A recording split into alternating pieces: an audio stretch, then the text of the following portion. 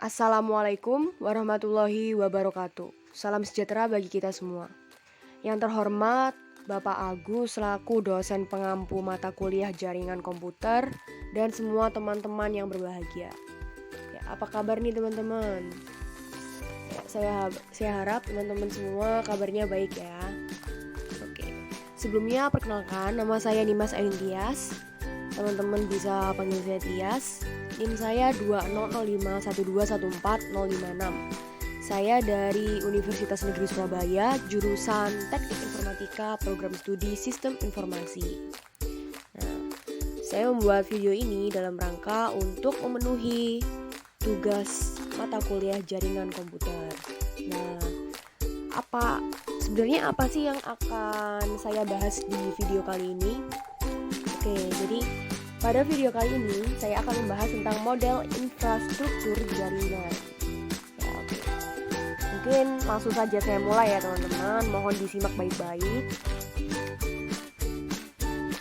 Sebelumnya saya akan memperkenalkan kepada teman-teman semua tentang model infrastruktur jaringan komputer. Untuk pengertiannya sendiri, yaitu adalah kumpulan komponen fisikal dan logikal yang berfungsi sebagai dasar konektivitas antar perangkat, aplikasi, dan berbagai macam fitur dalam jaringan. Ya, jadi jaringan komputer ini terhubung satu sama lain, teman-teman. Lalu untuk pembagian jaringan ini juga bisa dibagi berdasarkan aksesnya. Jadi pembagian jaringan komputer berdasarkan aksesnya ini dibagi menjadi dua. Yang pertama ada intranet. Intranet itu hanya bisa diakses oleh kalangan internal. Jadi hanya device-device terpilih, hanya device-device yang didaftarkan yang bisa mengakses jaringan intranet ini. Lalu yang kedua ada internet. Kalau internet ini bisa diakses oleh publik. Seperti yang biasa kita gunakan, internet bisa diakses oleh semua orang. Nah, seperti itu teman-teman pengertian dari infrastruktur jaringan komputer. Sebenarnya apa sih tujuan dari jaringan komputer ini sendiri? Jadi tujuan utamanya yaitu untuk menopang seluruh layanan data dan komunikasi. Dan baik buruknya jaringan komputer ini dipengaruhi oleh kualitas layanan data dan komunikasi. Seperti itu teman-teman. Selanjutnya saya akan menjelaskan tentang topologi jaringan. Yang pertama ada bus topologi. Nah, bisa teman-teman lihat di sini bentuknya bus topologi itu seperti ini. Nah, untuk bus topologi ini memiliki banyak kelebihan teman-teman. Yang pertama yaitu biaya instalasinya murah karena bus topologi ini memerlukan sedikit kabel. Lalu kelebihan lainnya yaitu mudah untuk menambahkan klien dan strukturnya ini sangat sederhana dan mudah diaplikasikan. Selain itu, bus topologi ini juga memiliki kekurangan teman-teman. Kekurangannya yaitu jika salah satu kabel dari topologi bus ini terputus atau bermasalah, nah itu dapat mengganggu kabel-kabel yang lain, dapat mengganggu node-node yang lain teman-teman. Lalu kekurangan lainnya yaitu proses penerimaan dan pengiriman data yang kurang efisien. Dan topologi bus ini juga sudah ketinggalan zaman dan sulit untuk dikembangkan. Seperti itu. Lalu selanjutnya ada ring topologi. Nah, bisa dilihat nih bentuknya seperti lingkaran seperti ini dan dalam lingkaran itu ada titik-titiknya, ada node-nodenya. Untuk kelebihan dari ring topologi ini, yang pertama yaitu performanya lebih baik daripada bus topologi.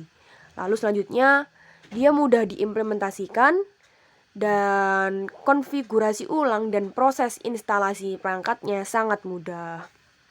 Dan biaya instalasinya juga murah teman-teman. Selain itu untuk kekurangannya, ring topologi ini kinerjanya dinilai dari jumlah titik atau nodenya. Lalu troubleshootingnya cukup rumit. Dan jika satu koneksi putus, semuanya akan terputus. Karena bentuknya lingkaran seperti ini, kabelnya saling terhubung. Jadi kalau satu putus, semuanya putus. Lalu dalam ring topologi ini sering terjadi tabrakan data teman-teman. Nah, untuk yang ketiga yaitu star topologi. Kelebihan dari star topologi ini, jika satu bermasalah, tidak akan terlalu mempengaruhi yang lainnya. Namun, jika yang bermasalah titik pusatnya, itu akan sangat berpengaruh ke node-node yang lain, teman-teman. Lalu, kelebihan yang lain yaitu fleksibel dan keamanannya lebih baik daripada bus topologi. Lalu, kelebihan yang lain yaitu mudah mendeteksi jika ada masalah.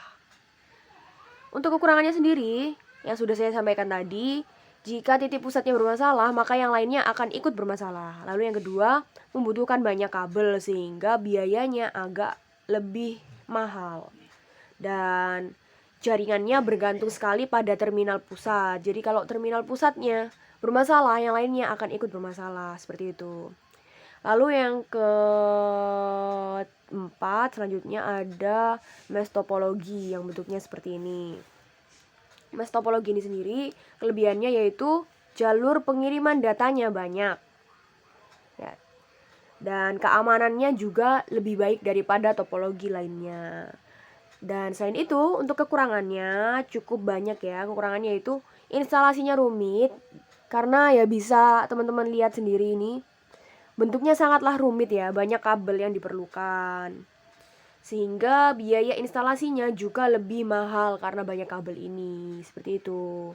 Lalu di sini ada extended star topologi. Ini sangat rumit bentuknya, bercabang-cabang, dan hierarki topologi seperti pohon, bercabang-cabang juga, seperti itu teman-teman.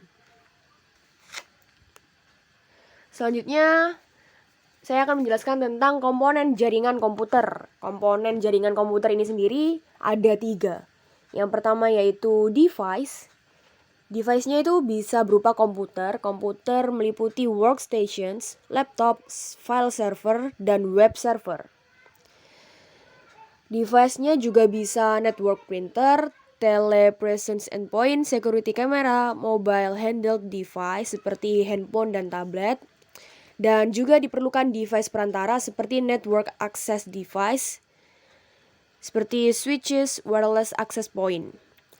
Lalu internet working device seperti routers, dan security device seperti firewalls. Lalu dibutuhkan juga media. Nah, medianya itu bisa meliputi network media seperti fiber optics dan copper. Lalu dibutuhkan juga wireless. Nah, wireless ini bisa berupa wifi atau bluetooth. Untuk servis sendiri merupakan layanan dari jaringan komputer ini sendiri. Seperti itu. Selanjutnya ada tipe infrastruktur jaringan. Ada beberapa tipenya teman-teman. Ini sebenarnya tipenya ada 4 ya, ada tambahan lagi, satu lagi. Yang pertama ada local area network atau bisa disingkat LAN, LAN. LAN ini sendiri contohnya seperti lab komputer. Jadi lab komputer yang ada di sekolah atau di universitas seperti itu. Contoh dari LAN ini. LAN ini cakupan wilayahnya kecil dan terbatas teman-teman. Untuk kebutuhannya, LAN ini membutuhkan end device, wireless, koneksi internet, router, firewall, proxy server, dan lain-lain. Untuk benefitnya, dia ini mudah dikembangkan, lalu tersedianya cadangan koneksi, lebih aman dan mudah dikelola. Lalu yang kedua ada Metropolitan Area Network atau yang biasa disingkat MAN, MAN. MAN ini jangkauannya lebih luas daripada LAN. Nah, jangkauannya MAN ini antar kota, jadi dia menghubungkan jaringan antar kota. Untuk kebutuhannya, kebutuhan standar seperti yang dibutuhkan oleh LAN, lalu membutuhkan koneksi antar LAN, dan membutuhkan FO, Wi-Fi, tower, dan lain-lain. Lalu selanjutnya ada Wide Area Network atau yang biasa disingkat WAN. WAN ini jangkauannya sangat luas, bisa disebut mendunia teman-teman, seperti internet yang kita gunakan saat ini itu WAN, WAN. Lalu ada tambahan satu lagi yaitu PAN atau yang kepanjangannya Personal Area Network. Nah, PAN ini apa aja sih contohnya? Jadi PAN ini penerapannya dalam kehidupan sehari-hari yaitu Bluetooth dan IRPA. Seperti itu teman-teman. Nah, Itu tadi penjelasan dari saya terkait model infrastruktur jaringan. Semoga bisa menambah pengetahuan teman-teman semua. Semoga bisa dipahami dan baik dan bermanfaat untuk teman-teman semua. Mohon maaf jika ada kata yang kurang berkenan. Terima kasih atas partisipasinya sudah memperhatikan sampai akhir. Sekian dari saya. Wassalamualaikum warahmatullahi wabarakatuh.